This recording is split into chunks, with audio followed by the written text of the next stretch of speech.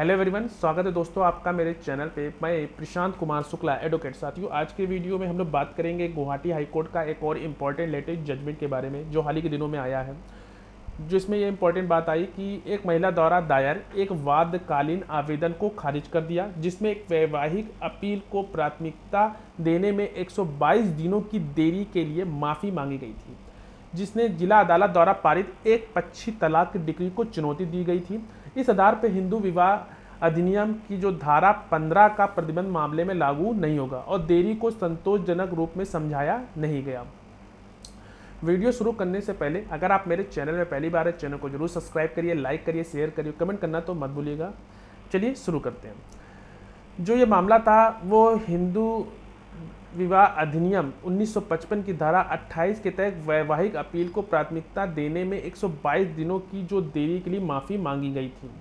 और आवेदन को दाखिल करने के लिए जो तथ्य यह है कि आवेदक जो है यानी कि प्रतिवादी के पूर्व पति ने हिंदू विवाह अधिनियम की धारा 13 के तहत एक आवेदन दायर किया, जिसमें उसकी पत्नी के साथ उसकी शादी के विघटन की डिक्री मांगी गई थी। यह मामला जिला कोकराझार की अदालत में दायर किया गया था। जिला न्यायालय ने आवेदक को नोटिस जारी किया और वर्तमान आवेदक ने उस नोटिस को प्राप्त किया, लेकिन केस नहीं लड़ा। इसलिए जिला न्यायालय ने 17 जुलाई 2021 को आवेदक के खिलाफ एक पक्षी डिक्री पारित की।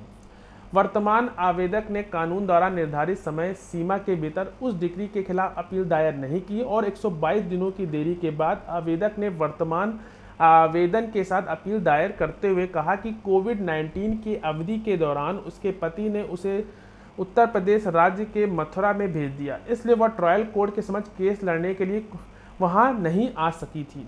देरी के बारे में आवेदक में कहा गया कि उसने अपने 8 साल के बेटे और उसके बूढ़े माता पिता की देखभाल करनी है, इसलिए वह देरी हुई। आवेदक की ओर से पेश वकील ने तेजिंदर कौर बनाम गुरमीत सिंह 1988 और सुप्रीम कोर्ट के फैसले का भी भरोसा किया। दूसरी ओर प्रतिवादी ने यह प्रस्तुत किया कि जब आवेदक ने निर्धारित समय के भीतर अपील दायर नहीं की तो उसने पूर्ण विवाह किया।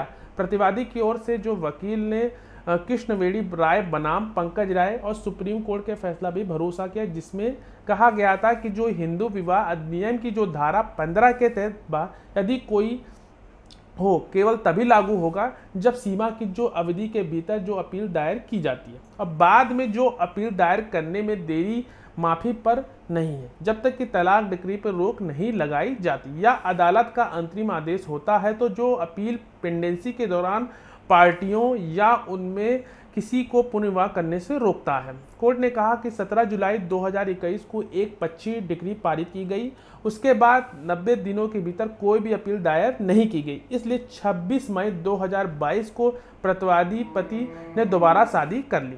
कोर्ट ने कहा कि हिंदू विवाह अधिनियम की धारा 15 पर लगाई गई रोक मौजूदा मामले में लागू नहीं होगी, इसलिए कोर्ट ने इस मामले में देरी को संतोषजनक ढंग से समझाया नहीं गया।